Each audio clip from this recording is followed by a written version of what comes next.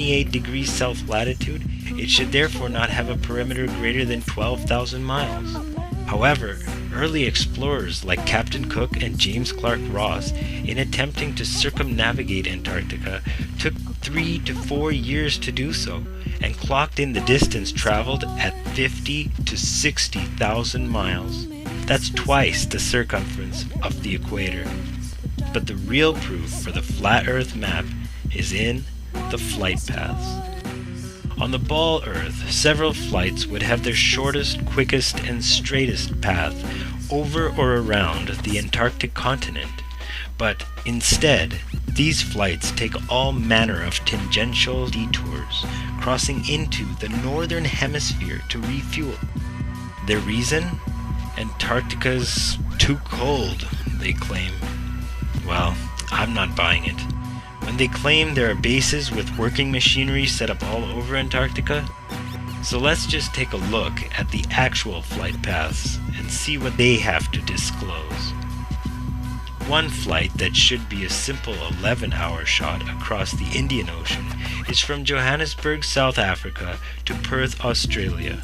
However, this flight takes a detour north, stopping in either Dubai, Hong Kong, or Malaysia to refuel, for a total flight time averaging over 18 hours. This ridiculously wayward detour is frustrating to say the least, but on the flat Earth map starts to make sense.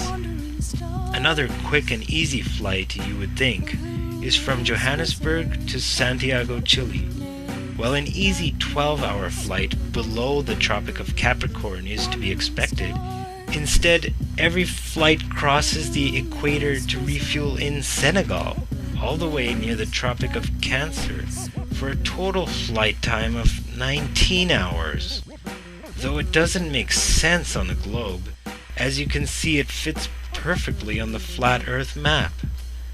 A third flight from Johannesburg is to Sao Paulo, Brazil, which should be a direct 10-hour flight across the 25th degree south latitude.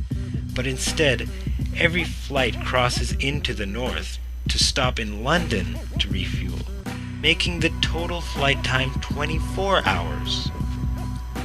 From Santiago, Chile to Sydney, Australia, a straight 15-hour flight across the South Pacific is expected.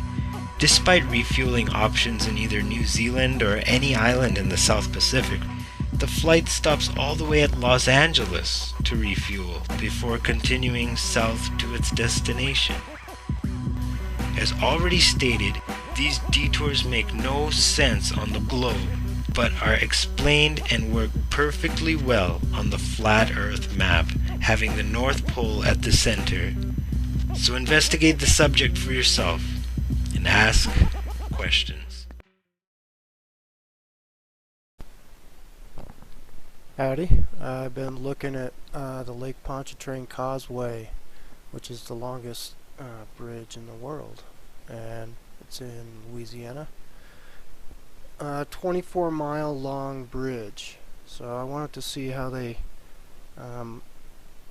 worked out the curvature building this bridge, because in 24 miles they should have to deal with 384 feet of curvature. And I even looked at a documentary from Modern Marvels that 45 minutes long, but they finally got to the point, and it was this. They threw this up as they were going to a commercial, and it was 35 minutes in, so I barely caught it. But this is what they're to compensate for the curvature of the Earth. The Lake Pontchartrain Causeway was built roughly 2 inches longer than the distance it spans.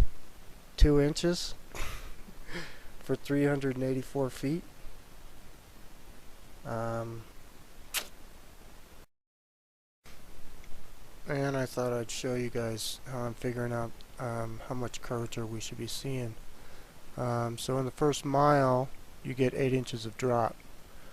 So for the Lake Pontchartrain Causeway, we'll take 24 squared times that 8 inches, and then you can divide it by 12 to get your feet, and that's 384 feet of curvature that they should have to deal with, but they only had to add 2 inches of road for that. So okay, that's been explained. Now back to work. Thanks for tuning in. Map showed the routes to make sense, and the Google Maps didn't. And the way they were trying to hide these ridiculous routes was with fake flights. Fake non-stop flights that aren't real and you can't get. This video will just focus on some of the changes that took place since then. Like Fare Compare had to change their website and their flight search format. That happened like a couple weeks after the video came out. Also, some of the non-stops that they had out there disappeared from the searches as they were trying to figure out what to do, I'm sure. Sometimes they were in the searches, sometimes they weren't. And then also now they've added some new fake flights, so I'll go over those. And yes, even though it was a daily fight with shills and it wasn't fun, I blocked over 100 of them so far. Daily fight for 2 months, still happening, because this is a huge lie, and they're trying to keep this one a secret. And this lie in particular really pissed off a lot of people, including a lot in the airline industry, because this lie is one of the big ones propping up the flat earth lie. And this lie exposes the flat earth a lot faster than people are ready to have it exposed, including a lot of flat earthers. And I'll probably make another video on that another time. Proof.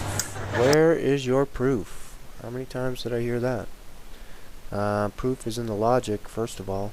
If you know the earth is flat like I do, then logically these are not real flights. But I know people need more proof than that, besides the actions that I've seen on this video since then, which also prove it to me. But here's how we get real proof and expose it. Calling out to friends in the southern hemisphere. We need your help. Show up to these airports and look for the gate of these fake flights, and I bet you won't find one. And if you do find one, I bet there won't be a plane pulling up or any people lining up for it, because they can fake these flights to a certain extent, but they can't fake it that far. So let's expose it. Let's expose fake flights and the flat earth. The seatbelt sign is on! First, please make sure that your seatbelt is securely fastened. Seatbelts can be purchased for $5. To fasten, insert the metal fitting into the buckle and tighten the buckle by pulling the loose end away from you. To release, purchase a release flap for $7. Now I know what you're thinking. We've never paid for seatbelts before. Once we've reached our cruising altitude, your flight attendant may or may not go down the aisle with snacks. If she chooses to, each passenger will be given a single peanut. Alright, this is Expedia, and it's a Sydney to Santiago search. And I can show you that every single one of these options on this page, which is 15 or 16, is fake.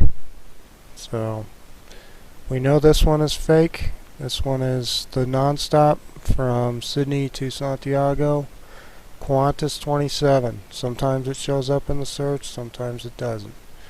This one is fake. It used to only be available 3 days a week.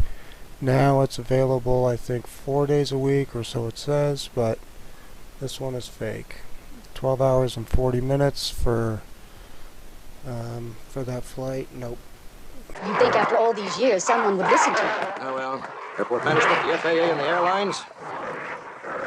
Oh, cheats and liars. All right, let's get out of here.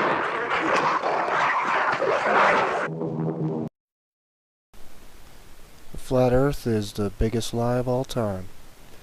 And they've kept it going for hundreds of years now. And the way they do that is with a lot of supporting lies. And one of the supporting lies has to be fake flights. And I can tell you right now that makes them nervous, because this exposes the flat Earth faster than they know it's about to be exposed. So how far would they go to make you believe that these non-stop flights are actually real? Well, this is how far they'll go. It was a colourful start for QF Flight 28 to Santiago, with Chilean dancers performing their national dance at Sydney Airport, giving passengers on the plane an exciting send-off for the 13-hour non-stop journey to this new Qantas destination. And guess who was there to meet them on arrival? Good morning. Yes, none other than John Travolta, the airline's ambassador at large in his pilot's uniform. Even workers on the ramp strained to get a look at the famous actor, who later spoke at a packed media conference. Two wonderful countries being able to come together with one flight, a non-stop flight from Sydney to Santiago. Simple trip. Do you see a plane out there, do you? Huh? We are not going anywhere until there is a plane out there. So, that one is fake, and every single other one of these ones is fake also. Surely you can't be serious. I am serious. And don't call me Shirley.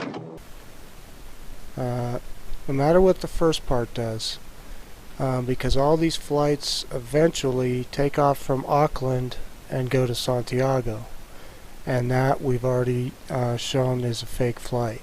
Do you see a plane out there, do you? Huh? We are not going anywhere until there is a plane out there. You can't do it. So, all you really need to see, this is that 11-hour, 20-minute flight for 6,000 miles, supposedly. But not on the Flat Earth map. All you need to know is that this is the same flight that's going to Auckland, 4:15 to 12:35, and you can see that all of these flights end at 12:35, no matter what the stops. This one goes through Brisbane first, so is this one, Melbourne first, so those parts can be real. I'm saying the Auckland to Santiago portion is not real. And see, they're all, so all of these flights right here on this page are fake. So whatever happens, I'm sure you try to book one and it says, oh jeepers, nothing's available. Here's your next option to either Vancouver, San Francisco, or LA. It's an entirely different kind of flying, altogether. It's an entirely different kind of flying. Here's Flight 800. This is the one that I'm talking about, the Auckland, 6,000 miles, Auckland to Santiago. Supposedly leaving every single day. Now there's another flight. Flight 1316 wasn't in the first video. Now it's a new flight supposedly. But I'll show you, they just copied this flight. So it's just another fake flight. You can look here. 4:15 departure time every single day of the week, so they both leave at the exact same time, except for this one.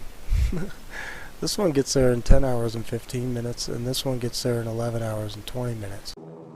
Surely you can't be serious. I am serious. And don't call me Shirley. So yeah, this one, same jet, same seats, all that stuff. So now they're just getting sloppy. So now there's two fake ones, and you can see that Flight 27 didn't come up. We can close these up and I'll show you that there's no non-stop in this. So interesting. And here's your dead giveaway. The Auckland flights, these are the two fakes, 800 and 1316. 7,337 miles. Your next options, double.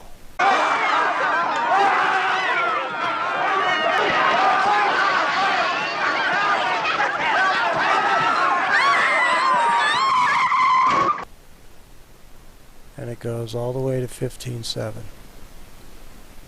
So you're either flying, there's one flight that takes you to San Francisco, then Houston, and then to Santiago. There's two different flights to LA that either take you to Atlanta or Houston and then Santiago. And then there is one flight to Vancouver, and then you have a couple of different options, but Can't take much more of this. Looks like I picked the wrong week to quit amphetamines. Shayna, they bought their tickets. They knew what they were getting into. The last time the flight is delayed. alright, here we are, Johannesburg to Perth. And I've opened up all the real flights. But we'll go over the fake ones. This one is real to Singapore.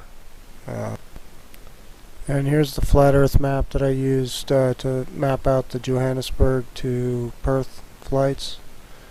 And this flight right here from Johannesburg to Singapore to Perth, almost a straight line, and it's 7,800 miles. So that's where I'm getting that 5161 cannot be a real flight.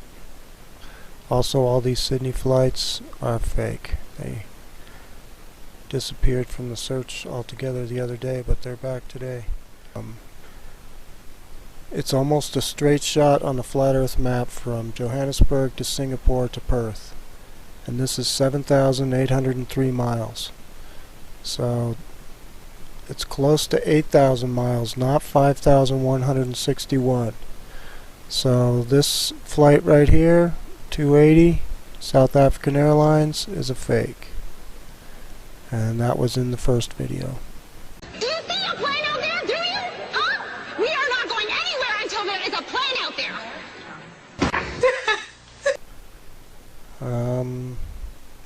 You'll see a lot of these QF64, Qantas 64. All of those are fake. Those are all to Sydney. The first flight is to Sydney, 6:10 p.m. You'll see all of them are leaving at this time. So whatever the rest of the flight is, doesn't matter, because the first flight part is fake. So this is a fake listing. Chicken or fish? Chicken or fish? You see they're listing it at even the one stop, 88.82, which is only 1 mile less than the two stop. Amazing. But yeah, this flight to Dubai, real, and that is 9,597 miles. Johannesburg, Dubai, Perth. And this one is to Abu Dhabi International, and this one's real too. But all the QF64s are fake, because this first part of the flight, Qantas 64, 6,847 miles. It's a lot longer than that.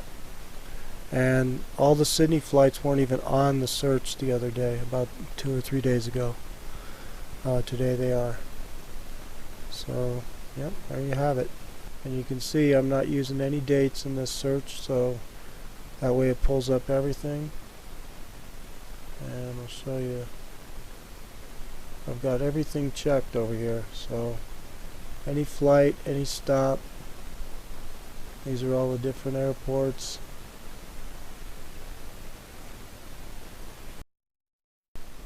Alright, well, thanks for tuning in, and cheers to all the new subscribers. Welcome aboard. I kind of took a break there for a while.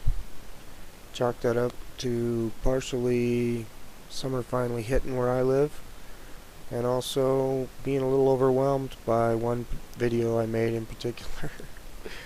And now I must be a glutton for punishment making another. But along those lines, I'm not going to argue about anything really.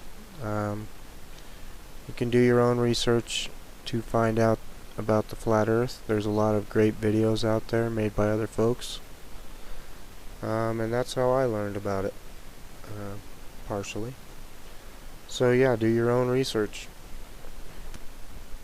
And it's not that I'm trying to avoid questions, it's just that I'm trying to avoid the people that are trying to throw me off track. I'd be glad to help people that are genuinely trying to learn about the flat earth. But I'm not going to argue on this video. So that said, we need folks in these key cities. Sydney, Santiago, Auckland, Johannesburg, Buenos Aires, Perth. And also remember that these aren't the only fake flights. There's, you know, all the return flights, for instance. So team up, take your video camera to the airport, and let's expose this lie, which will expose the flat earth a lot faster. Cheers, everyone.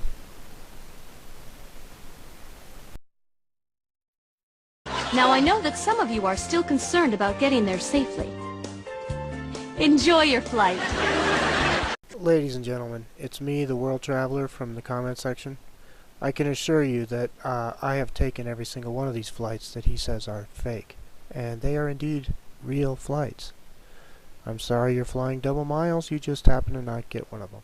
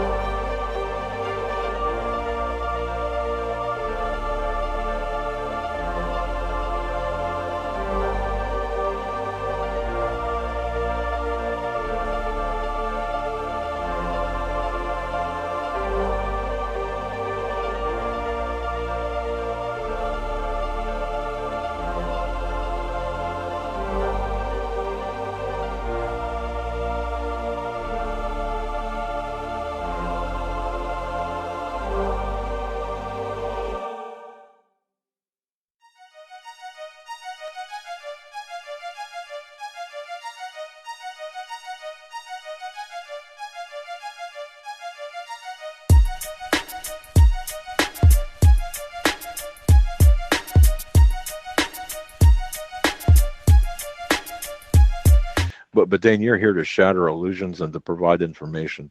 We really cannot sing the praises of your knowledge enough.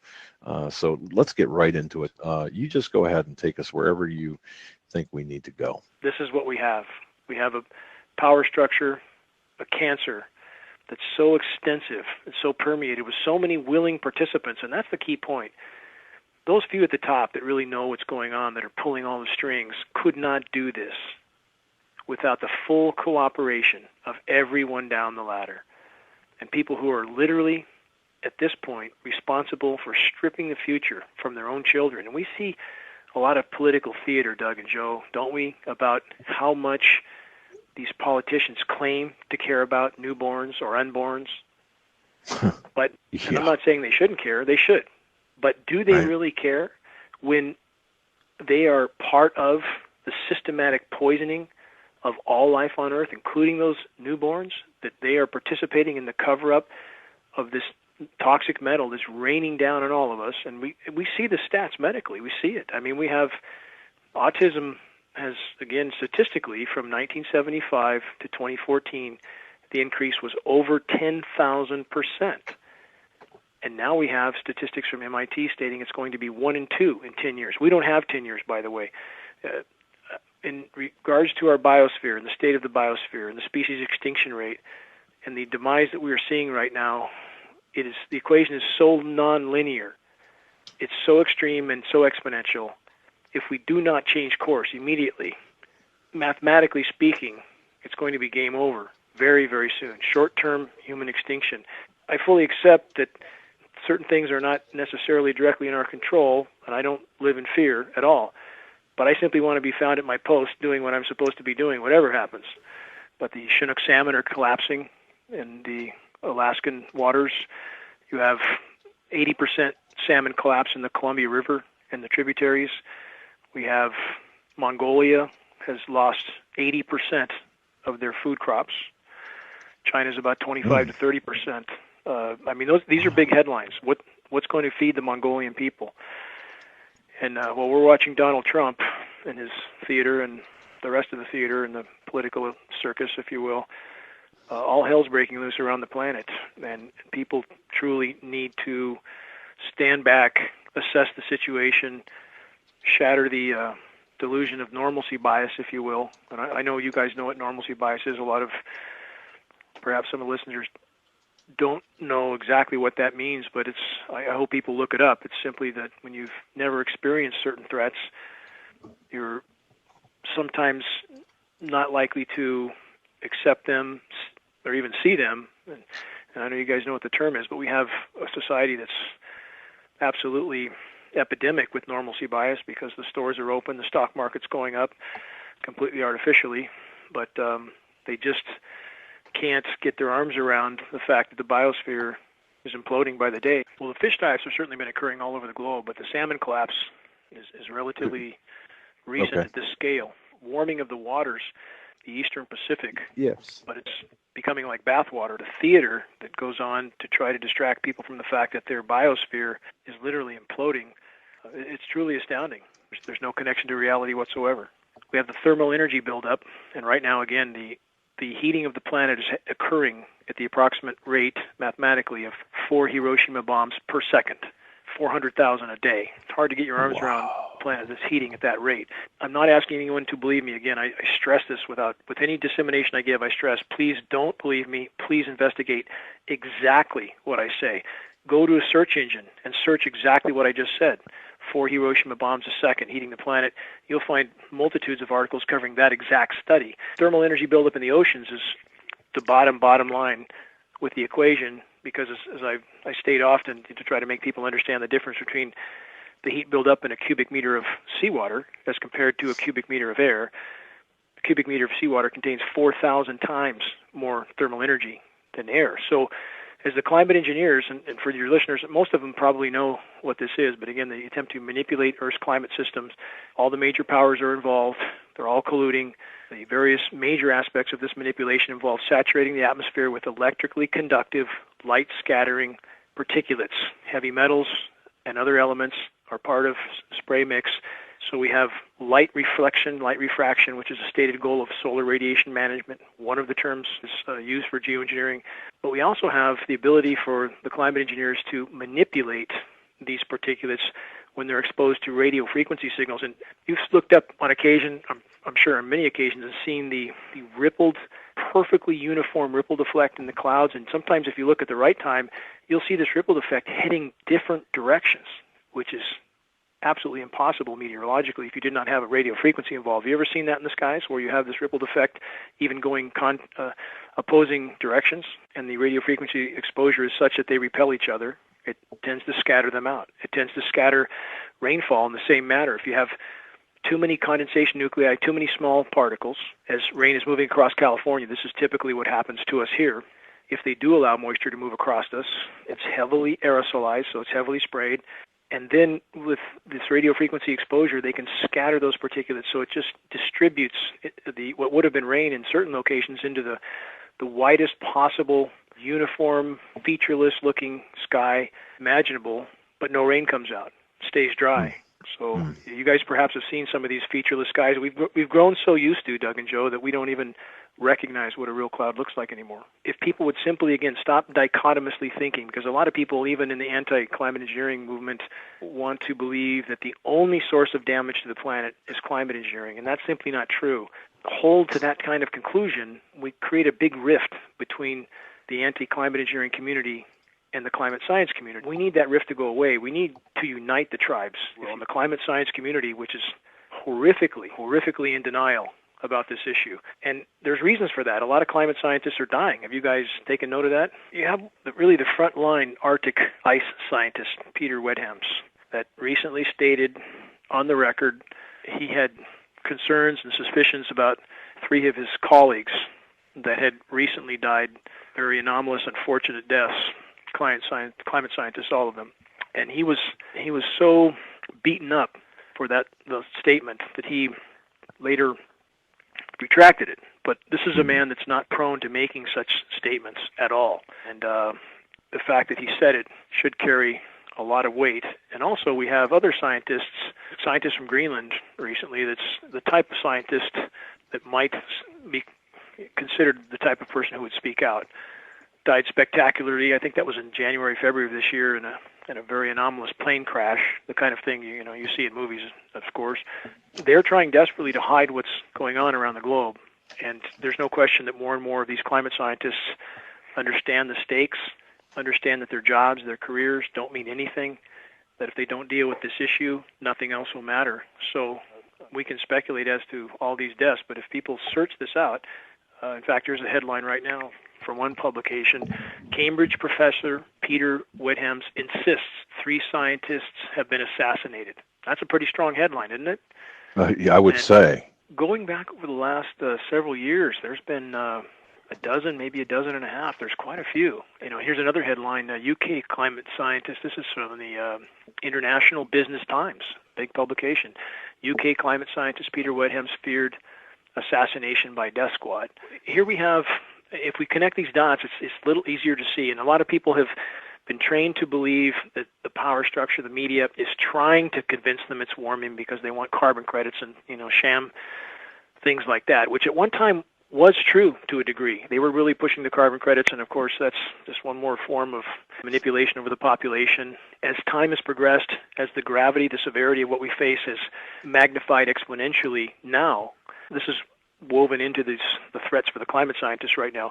Now the power structure and the media they control are trying desperately not to convince the public it's warming to the degree it is. Yes, they talk about it. Can't not talk about it when we had temperatures in Iraq, I believe 6-7 days ago. We had a heat index of 165 degrees. So not an actual temperature. That's about 125 degrees with 50% humidity, but that heat index is still off the scale, and people can't survive at that index. So anyway, as conditions have gotten that severe, so they have to talk about global warming to a degree, but they are absolutely doing their best, especially in the case of the U.S.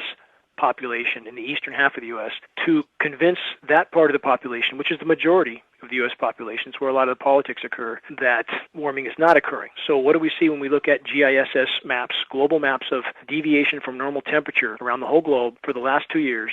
The only blue spot on an otherwise red planet, red meaning above normal temperatures, is the eastern half of the U.S. lower 48. The focus of geoengineered storms and jet stream manipulation again and again and again and again. And mathematically speaking, meteorologically speaking, you could not have such a scenario naturally. You couldn't have. You guys remember during the winter we heard over and over Boston snow, Boston snow, Boston snow. Yeah. Do you guys remember that? Oh, so I'm just pointing out that that's what we were shown, or we got shown the Buffalo snow too, when they trained snow into a tiny little sliver of land. Well, this is we watched it on radar. We could see them training and ice nucleating the flow of moisture they had across those lakes just to get those headlines in that one spot. And that impresses people. When they see all that snow, they don't care if it's one block of Buffalo. They just see the snow. They hate Al Gore. We all hate Al Gore. He's easy to hate. He's part of the power structure. But if we look at the events that they focused on, Boston snow, Buffalo snow, that when they engineer a cool down event, and that's a shallow layer of cold on the surface that comes from heavy ice nucleation, we have frequent flyers that note temperature rises of 20 degrees 1,000 feet off the deck. So they create these engineered events, and that creates the illusion of more cold than warm. And again, I'm weaving this back into climate engineering because here's the point to all of this. While they were showing the Boston snow, the cold readings here and there, they weren't talking about the fact that we were 90 degrees all through the west in the middle of winter, no snow, 14,000 feet up in the Sierras, nothing. Mount Shasta, 14,000 feet high. There was nothing on it for much of the winter. They don't talk about any of that. So they create this perception of the climate system by engineering a cool down in what amounts to 1/2 of 1% of the Earth's surface area. The eastern half of the U.S. lower 48 is about 1/2 of 1%, or 1/200th of the Earth's surface area. That's not much. The climate engineering, why would they do this? Because climate engineering has helped to contribute to this planetary meltdown. It's not mitigation. It's not helping. Climate engineering can only be considered weather warfare. There's nothing benevolent in climate engineering. It's about power and control, period. As they've done more and more damage, as they've toxified the planet, every life form on the planet, as the damage has mounted, they keep doubling down again and again and again. They just ramp the programs up more and more. And now they're trying as hard as they can to hide the fact these programs have helped to push us to the point where the planet's in total meltdown. I'm not saying it's the only cause, but I'm saying people need to consider climate engineering itself has contributed radically to disintegrating climate system. Science makes clear, the laws of physics makes clear, if you put particles in the atmosphere, you will destroy the ozone layer. You can't not destroy it. So while they're blaming it on spray cans, on CFCs, mathematically, most massive cause of ozone destruction by far is climate engineering. So back to the UV, that UV being as intense as it is, directly related to climate engineering. Now more thermal energy is penetrating because of climate engineering. So when I said they double down, that's exactly what they do. The more damage they do, weather warfare they've already been carrying out, the more they ramp the programs up to try to hide that damage, doing yet more damage. Again, it's imperative that we consider all the sources of damage to the climate. The climate science community is afraid to even go near the subject of geoengineering. Supported by the data, climate engineering is not the only cause of meltdown. Again, if you cutting down the forests, putting 4 billion gallons of hydrocarbon in the atmosphere a day, which is about 100 million tons, paving the planet. I mean, certainly I don't think any one of us could argue that that has to have an effect, and it does have an effect. But that being said, let's look at the fires. You guys see the fires burning everywhere, right? So if we look at how the chain reaction goes from the fires, let's tie that completely into climate engineering. You can't have less moisture in the atmosphere on a warming planet unless you have a factor that's not being acknowledged, and that factor is climate engineering. So these particulates, they radically disrupt the evaporation and the hydrological cycle. I would encourage your listeners to search for a film called Dimming the Sun by Nova. Shockingly good film, and certainly those filmmakers knew this was going on, although they couldn't admit to it. But to the forest fires, so you have a planet that should be experiencing more rain as the planet tries to respond to the warming and the damage done. It tries to cool itself. But now we have less rain globally. This is a direct result of climate engineering. But isn't it astounding to live in a society where something this big could be going on? And at this critical hour, and we are indeed at a critical hour that most don't yet realize the gravity of and the immediacy of. But, well, climate engineering, this is where the paradox really sinks in. I mean, not only do we have these climate mitigation programs as if it's for the common good, destroying the ozone layer, disrupting the hydrological cycle completely, contaminating the entire planet and every breath we take. Also, with renewable energy, decimating. These programs are decimating. They diminish wind, sun, and rain, all three the primary sources of renewable energy. Long story short, again, the effort being made to hide these programs, to give the public anything that would help or would cause them to not believe this is going on, massive effort, ongoing effort to hide this. Yeah. That's what happens. Yeah. It's happened over and over and over. I had a scientist contact me from Duke University, a lab manager, a lab that was funded by Monsanto. And, of course, we have the foxes running the hen house across the board. She's livid about the climate engineering issue. After being taken to the room, she said, in other words, for a second time, and told, you touch this issue again, there'll be consequences. That's the last I've heard of her. I'm not sure if anything ever happened to her. She may have just decided that it was time to shut up. I'm betting on it.